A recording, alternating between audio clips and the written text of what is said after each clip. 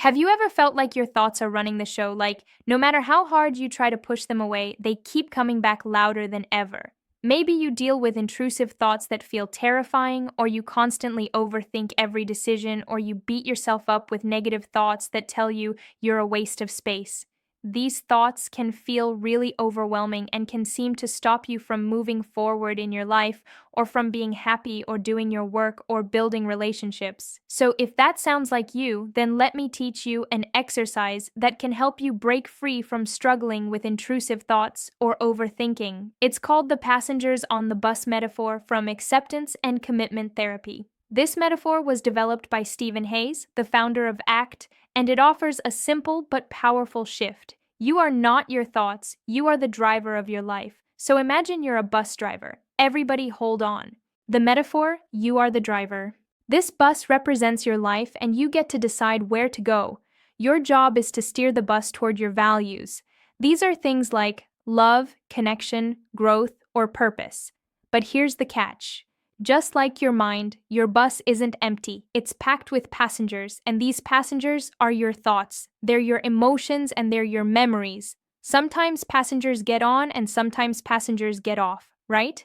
Some of these passengers are friendly and encouraging. They say things like, "Thanks for picking me up. You're a great driver," right? Or you have thoughts like, "I'm really grateful to have supportive friends and family," or "I'm getting better at things that used to be hard for me." But other thoughts are loud or critical or annoying or even threatening. They might yell things at you like, "You're a terrible driver. This is too scary. Turn back. You're never ever going to make it. So why even try?" Common intrusive thoughts include things like, "What if I lose control and hurt someone? Did I say something offensive? What if my partner secretly doesn't love me? What if I'm a bad person?" Okay, let's imagine an example. Let's use Sarah. Sarah struggles with social anxiety. She values connection and meaningful friendships, but every time she thinks about going to a social event, passengers on her bus start yelling, "You're going to embarrass yourself. People will think you're awkward. You should just stay home where you're safe." Now, in the past, Sarah listened to these passengers. She would cancel plans last minute. She would avoid meeting new people. She would distract herself with her phone. But this avoidance made her feel isolated, disconnected, and regretful. Now, these thoughts can feel so real that they pull you off course. The passengers might demand that you stop the bus, that you take a detour, or even that you let them drive. These thoughts try to convince you that they're in control. But here's the power: they don't actually have the power to steer. Only you do, okay? Now, on the other hand, sometimes we listen to these thoughts, we believe them, and we let them tell us what to do. But a lot of us also react to intrusive thoughts not by listening to them, but by fighting them. So, does your bus driver self ever argue with the passengers to try to prove them wrong? You might try anything to get rid of these thoughts, these passengers. You might yell at them and try and throw them off the bus. But to do that, you have to get up from your driver's seat and move away from driving in the direction you want to go. You might stop driving just to appease them. But the problem is, the more you argue with these kinds of thoughts, the louder they get. For example, imagine a passenger might say, "Oh, you're a terrible person." And if you start arguing, "No, I'm not, I do good things," the passenger will probably remind you, "Oh yeah? What about how you screwed up that thing at work yesterday?" And guess what? You're now sucked into a power struggle with your own mind. The more you fight the thought, the more power it has to hold you back. When we fight our thoughts, we usually lose track of where we were going in the first place. When we spend a lot of time trying to argue with our thoughts, then it generally doesn't help us live that rich, meaningful, purposeful life that we're trying to work towards with our day-to-day actions. Okay? So fighting with thoughts is just as harmful as listening to them. Oh gosh! Okay? So you might wonder, like, but what if my thoughts are dangerous, right? Just like with this bus. Like, what if the passengers attack me if I don't listen to them? Shouldn't I force them off the bus? Okay, this is where we often stall out with intrusive thoughts. They seem so frightening that we get stuck trying to control them, or even worse, we get stuck avoiding them. Okay, so intrusive thoughts like, "Oh my gosh, what if my partner doesn't love me?" This is terrifying to me. Like, I have to check with them over and over and over again. Or you might have an intrusive thought like, what have I hurt my baby? This is a really common intrusive thought that comes after moms have babies. Now, the truth is, unlike actual passengers in a bus, our thoughts cannot hurt us. So, the goal of this exercise is to help us build up the skills to notice the thoughts and just say, thank you, brain, for coming up with another thought.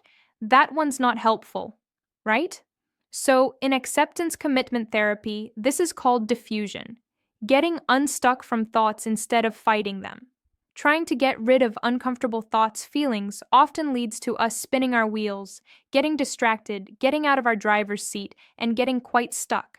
So, Sarah, for example, with the social anxiety, Sarah would spend a lot of time trying to force herself to feel confident. Yeah, I have to be confident. Well, what if I'm not confident enough? Well, I'm fine, it'll be great, everyone's going to like me. But what about Bob? I'm not sure he likes you, right? She tried to force herself to think and feel confident before going to the party, and if she couldn't change her thinking, which sometimes happened, she wouldn't go to the party. Now, if you're busy arguing with your thoughts or debating with your thoughts or listening to your thoughts, you might stop making decisions. You might avoid risks. You might withdraw from relationships or just give up on the things that matter to you to keep the passengers quiet. So they're like, hey, don't go that way. That might be dangerous. You're going the wrong direction. What if something bad happens? And you're like, fine, I'm going to park my bus. I'm going to stop going the way I wanted to go. I'm just going to look at Netflix all day and try not to be bothered by my thoughts, right? But by doing that, you're letting those intrusive thoughts or negative thoughts decide what you do with your life. You're no longer able to pay attention to where you want your bus to go because you're so wrapped up in trying to make the passengers be quiet or to try to convince them to change. We're going to stick with this exercise because with practice, you're going to learn that the passengers' thoughts and emotions, they can't actually hurt you. They just can get really loud at times. Okay, so instead of a new approach, let the passengers ride, stopping the bus to argue with the passengers or pulling over so that they don't yell at you. We're going to take a different approach. Instead of fighting the passengers, fighting our thoughts, trying to control them, what if rather than trying to kick them off or arguing, you just acknowledge their presence and you keep driving anyway, okay? So this doesn't mean that you like the thoughts. It doesn't mean that you agree with them. It just means that you recognize that they don't have to stop you. So when a self-doubt passenger pipes up with, I don't think you can pull this off, you would say, thanks for your input, but I'm still driving toward what matters to me. What if your husband doesn't love you? You know what? I'm just going to keep investing in my relationship. Thanks for popping up, brain, but I don't need to listen to you. Okay. Some of these passengers might always be on your bus. That's okay. You don't need them to leave before you can move forward. The goal isn't to get rid of them, it's to drive toward your values, and that's where a lot of times we get distracted. You have to pull the bus over, stop going where you want to go, and spend all your energy trying to get rid of them. Or you can choose, you know what, I'm just going to keep working toward building up my relationships, right? So here's how you can use this metaphor in your own life to manage intrusive thoughts, negative thoughts, really loud overthinking. Identify your passengers' thoughts, right? Step number 1, identify your passengers. So take a minute. If you're struggling with negative or intrusive thoughts, take a moment to write down some of the thoughts, emotions, or memories that tend to show up and derail you. What do they say? What do they try to convince you of? They might say things like, no one likes you, you're never good enough, you shouldn't try, name and externalize the passengers, you might fail, right? Okay, step 2, we're going to name and externalize the passengers. So we're going to give each of these types of thoughts a name like, hey, you're the worrywart, and this one is the criticizer, right? And you externalize them. And by doing that, by giving them a name, this can help you see that these thoughts aren't you. You are not your thoughts. They're just passengers on the bus. So I often am like, oh, hey, there's my perfectionist mind speaking up again. You're sure loud today, but I don't have to listen to you. Okay, step 3, you're going acknowledge their presence without engaging to acknowledge that they're there, but you don't have to engage with them. So when these thoughts show up, you can practice saying, I hear you, but I'm still driving. You notice them, but you don't argue with them. Honestly, this is a skill like the physical skill of driving while people say stuff is like how you actually get anywhere in a car as a parent. You're like, okay, my kids are saying all kinds of things. I'm just going to focus on driving. When your thoughts are really persistent, you can imagine creating a little bit of space for them by imagining them sitting in the back of the bus rather than shouting from the front, or you could just try speaking to your thoughts by saying something like, wow, self-doubt, like you're really loud today. Looks like you need to go to the back of the bus. But even if they don't listen to you, it doesn't matter because you're driving the bus. Over time, as you move toward your values, you'll probably find that some passengers quiet down or that you simply don't pay as much attention. Keep your hands on the wheel to them. Step 4, this is the most important part. You keep your hands on the wheel, right? You remind yourself where you want to go. What do you actually care about? What are your values? What kind of life do you want to create? Values are not the same as a destination. So destination might be an actual concrete goal, like I want to get married. But the value is I value connection, I value closeness, I value commitment, right? So, for example, I value speaking up for my beliefs. I value serving and loving others. I value hard work. Values are about knowing what direction you're going in. I am traveling north. Now, sometimes people wonder, but what if I still have intrusive thoughts when I'm traveling north? What if the passengers keep yelling at me to turn around? What if my thoughts keep questioning my abilities? Shouldn't they be quieter? Here's my answer. They don't matter. They're not the ones driving. Thoughts may seem to threaten you or others, but as you practice diffusion, as you practice this active skill of noticing your thoughts without listening to them or believing them or fighting with them, you'll learn that thoughts can't actually hurt you.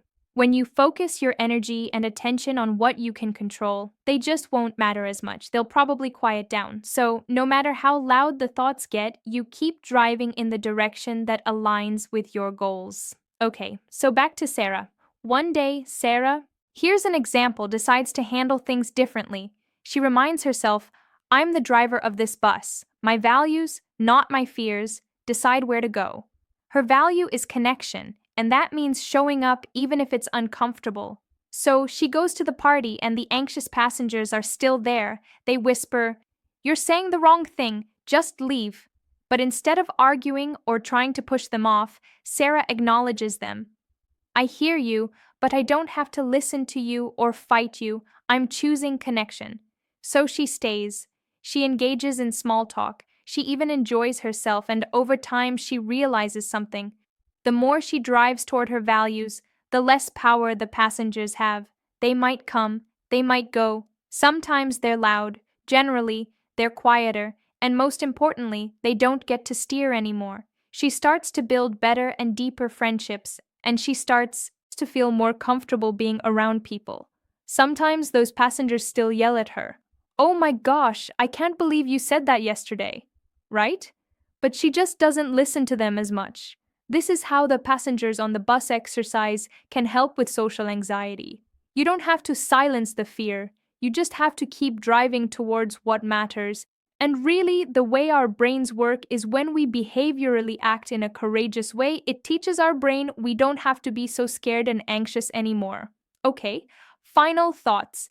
Maybe instead of anxiety, you're summary, struggling with negative self-talk or emotion regulation or setting healthy boundaries. I have posted a lot of videos about those topics, but I really like the passengers on the bus metaphor as a tool for improving any of those things, because when you see yourself as the driver, it's a really powerful way to shift your relationship with your thoughts and feelings. You really can coexist with those thoughts and those emotions or those physical sensations without letting them take control. And this is the essence of psychological flexibility. You don't have to control all your thoughts to live a full and meaningful life. You just have to keep driving in the direction that matters to you. Okay, if this video was helpful for you and you'd like to get more tools for your mental health, you could sign up for my newsletter. Every week, I share a couple of videos and resources that can help you get better at feeling, and the next time a negative thought or uncomfortable emotion tries to hijack you to your journey, remind yourself, I'm the driver. The passengers don't get to decide where I go. And then keep driving. Okay, thanks for watching and take care. Hey, if you found any part of this video helpful, I'd really appreciate it if you could give it a thumbs up or comment below what you found was helpful. Also, if you can think of someone who might benefit from this video, if you could share it, that'll help them. But all of these things help tell the algorithm that this content is helpful for people, and then they'll show it to more people who it can help. So, really appreciate it. Thank you so much for being here. Take care.